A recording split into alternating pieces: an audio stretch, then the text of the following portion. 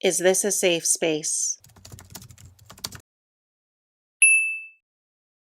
Hi, welcome to Ashburg. So on the channel, we will soon be turning our attention to fall/spooky themed books because we're in the thick of September now. Summer found dead in a ditch, okay? I do have a bunch of spooky themed videos coming up. So if you're someone who likes fall or spooky literature, then make sure you stay tuned in to the channel because we're gonna start with those videos maybe this week.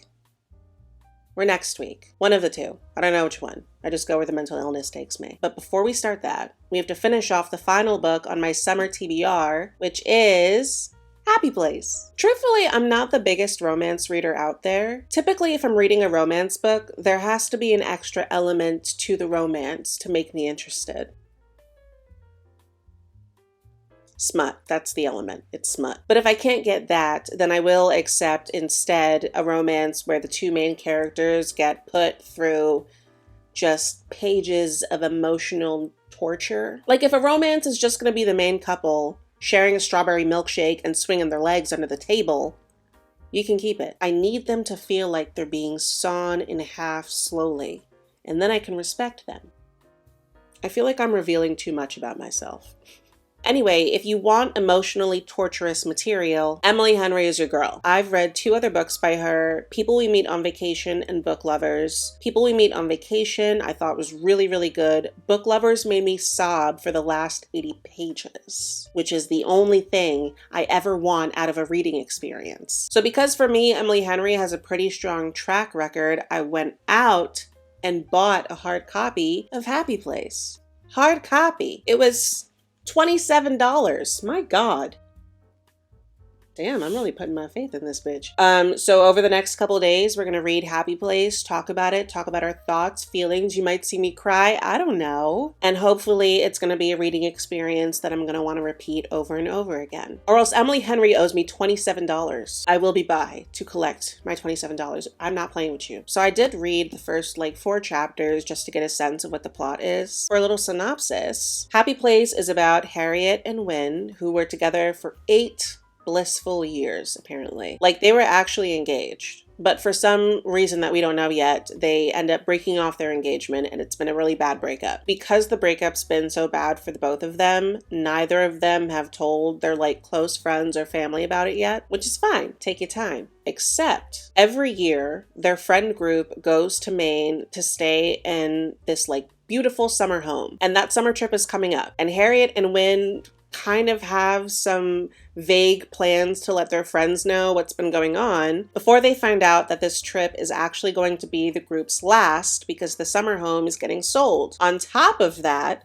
their friends have planned this massive celebration. And I guess because Harriet and Wynne don't want to be the wet blankets and blow up the whole weekend, they decide that they're just going to pretend to keep being a couple until the summer trip is over, and then they'll come clean. So Happy Place is written entirely from Harriet's point of view, but it alternates between right now while they're at the last summer trip and way back when, from when Harriet met Wynne and their relationship started to develop. So that's the plot. That's what we're working with. Oh, and if you're wondering why Harriet and Wynne didn't just come out from the beginning and tell their close lifelong friends that the relationship was coming to an end, that is a really good question. And to that, I would ask you, why do you hate fun?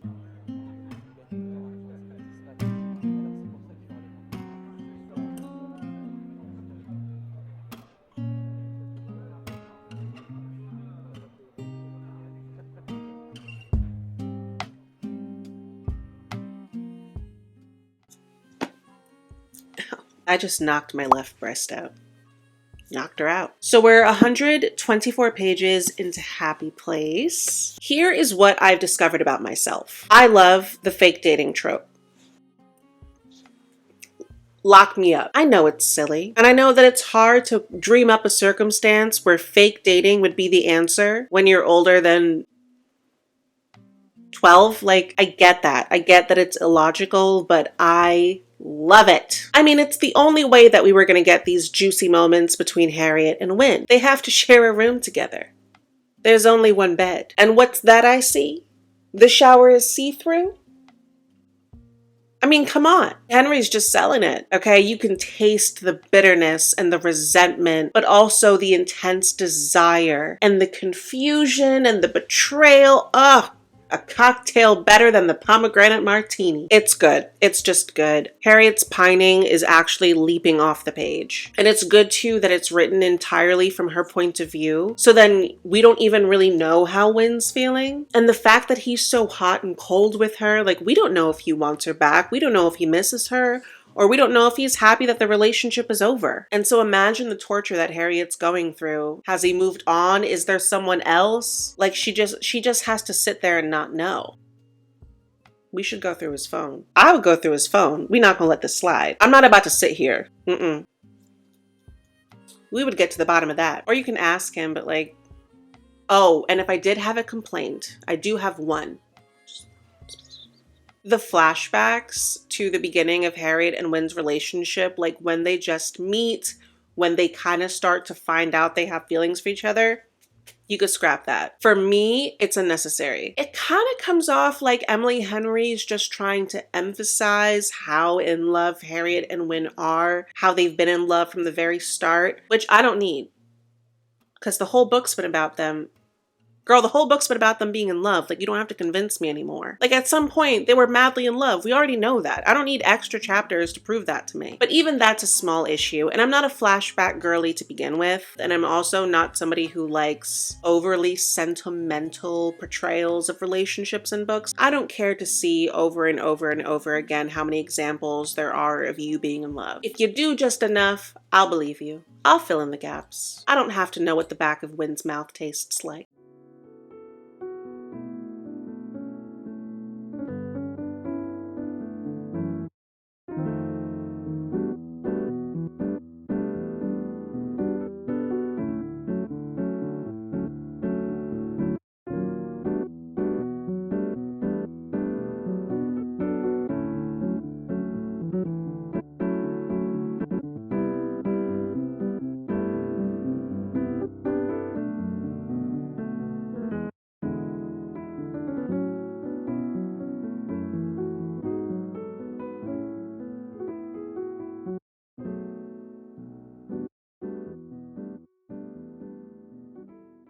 So, before we begin, a couple of things. First, the air conditioner went out. The maintenance guy did come take a look at it, and it's gonna be fixed later on today, but for now, it's busted up. I do have a fan that's set up in the bedroom, and my dog's bed is right up against it, so he's nice and cool. But those of us who aren't a 15-pound miniature schnauzer will be slow roasting.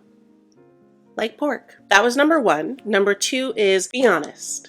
Should I read the Court of Thorns and Roses series? I did try a couple years ago, and I think I got to book 2, and then I stopped, but I've changed so much. I've endured so much more trauma. I don't know if maybe it'll be a good fit now. And one of my close friends suggested it, and she thinks I'd really like it if I just give it a chance, but I don't know. I mean, if I did read it, I would definitely do the whole thing for the channel, like I'm doing with Harry Potter. I'm not gonna read that shit for free, but I don't know. If any of you guys out there have read it, let me know. Maybe we'll do it, but maybe we won't, because I also love myself. Well, since we're gonna have to sit here in the 76 degrees, yeah, since I'm gonna sit here, we're just gonna go ahead and finish Happy Place together. I mean, because why not? I'll sit here, we'll read this book together, I'll slow roast, you'll serve me with rice, it'll be fine. So right now we've just passed the 200-page mark. Let's discuss how I think it's going so far. Although I still like it. Don't get me wrong, I still like it. I will say that my enjoyment of this has waned just a little bit. Like I said, this book is written from Harriet's perspective, but like Harriet's entire universe revolves around Wynn. I know such precious little about who Harriet is as her own person. So everything I've been reading just makes me feel like her entire life revolves around Wynn. We're constantly told how much Harriet loves Wynn, how much Wynn's love defines her, what Wynn's love has done for her. But I'm not getting enough on why she even loves Wynn in the first place. Yeah, there are parts of Wynn that are interesting, but forgive the reference, he's deadass just Ken. Like, he's just a dude. He's just a guy. And if Henry's gonna go on and on about how Harriet's so obsessed with Win, then I need to feel like I'm also obsessed with Win. And I'm not, because he's just a dude. So sometimes the book does drag when it's just page after page of how Harriet is just so aware of Win. It's descriptions of his eyes, what it's like when he walks into a room, what it's like when he brushes past her, what it's like when he's talking, what it's like for her when he's 3 frickin' miles down the lane. I feel like I'm this close to throwing Harriet in the back of a truck and driving her ass to Win rehab. And there's nothing really wrong with Win that I know of yet. He seems nice enough, he has good banter, he's handsome, but Harriet's intensity towards Win starts to lose some of its charm when I feel like I've just been sitting in a vat of Win syrup for the past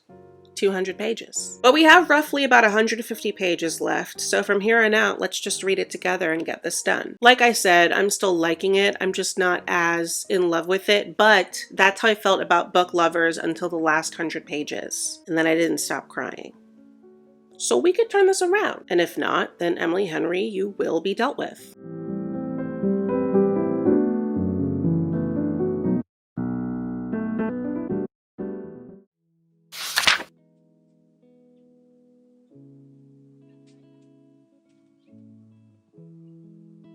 So we've just read like another 45 pages, and I think that we're getting closer to the breakup, which I'm so excited for. But more important than that, we're finally kind of done with the lovey-dovey crap. And by that, I mean respectfully, we're finally getting into the nitty-gritty of Harriet and Win's relationship. Like, it's no longer just dreamy, all over each other, everything's perfect all the time. Like, we're finally getting to the part of the relationship that starts to feel more realistic, where some of the cracks start to show, where yes, Harriet and Win are both lovely people, but they're both people. They have human characteristics, which is what I wanted to see.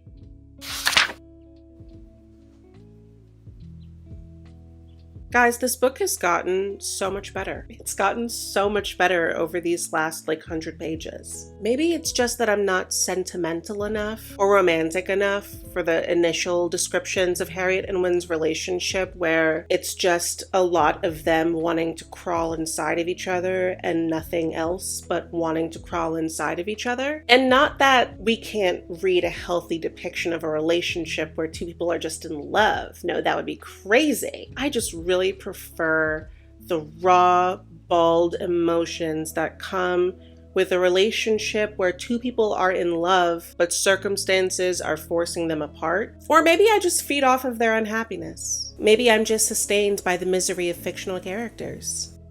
Think about that.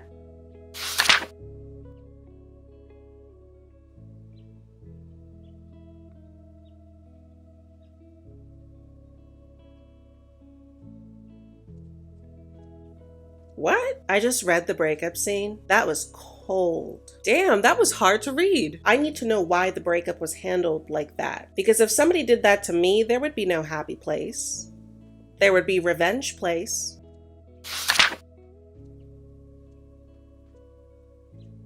Oh, okay, so we're getting an explanation now for the breakup. Thankfully, because does she want me to root for this couple or not? Oh, this is actually very sad. The party that got broken up with kind of just did a little monologue of how the breakup made them feel and how this entire week pretending that everything's okay has made them feel. And I felt this page just in my soul because this person has suffered so much. And to have this person that broke up with them not even have the decency to acknowledge the way that everything was handled, I don't know, that really just jumped off the page. And now I want to see what the explanation is. What's the justification for treating somebody that you supposedly loved so deeply like this? Because it doesn't fit everything that we know about this person so far. But then, I don't know. Let's read on.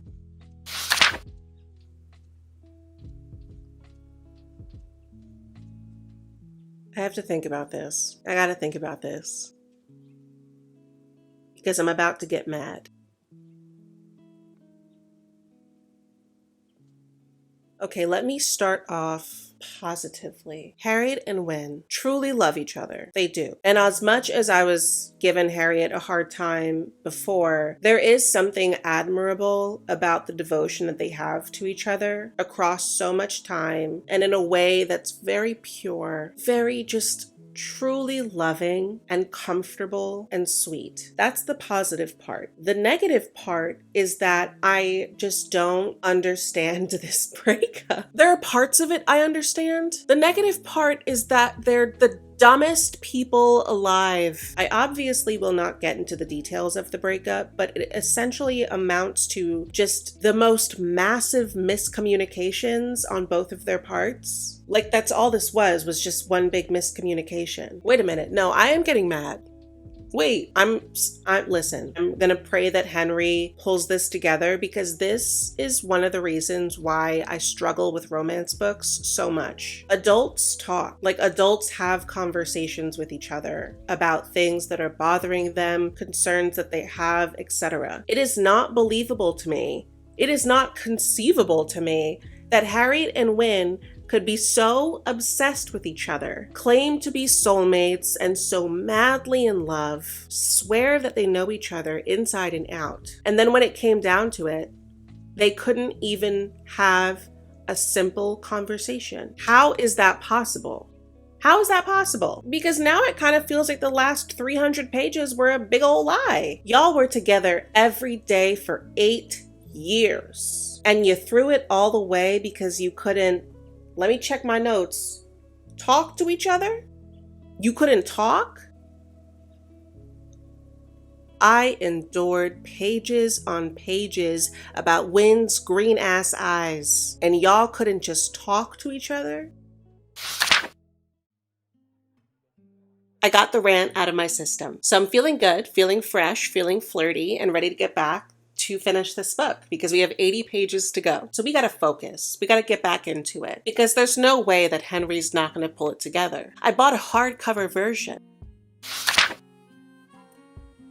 Oh wait, there's actually a new element to the story. We just found something out about one of the other characters, and someone's in trouble. You're joking. Punch him in the face. That's actually messed up. See, we're already back in it.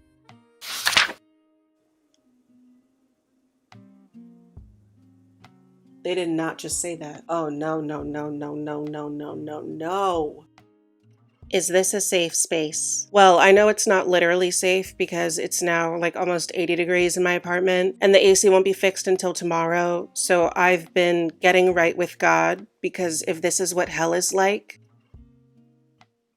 But in the last couple hours, I did manage to finish Happy Place, and I unfortunately have to report that it was kind of a dud for me. I'm just so disappointed. I took some time to think about how I really felt after I finished it, because I did finish it like a couple hours ago. Of all the books I've read by Emily Henry, I think that this is my least favorite. I just don't think it did anything memorable. It didn't do anything new. It read like a very basic romance story, especially towards the end. There are parts that just felt so melodramatic, very Hallmark romance movie-esque, which there's a time and a place, don't get me wrong. When the time comes, I will tear up a story about a baker meeting a prince, okay? That's not the point. The point is I just expected more from Henry. Harriet wasn't really a moving main female character. Wynne, the golden boy, the boy that everybody is supposed to be obsessed with, was white bread. No, what's worse than white bread?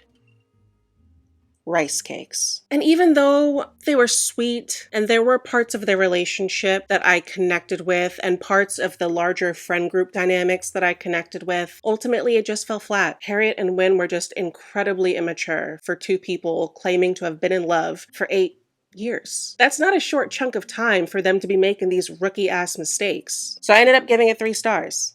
I'm bummed and hot. But we're going to end the vlog here. Like I said, start expecting some spooky/fall content to be coming out very soon. Thank you so much for visiting Ashburg. We were so happy to have you, and we hope to see you again very soon. Bye! Also pray for me. Or send ice.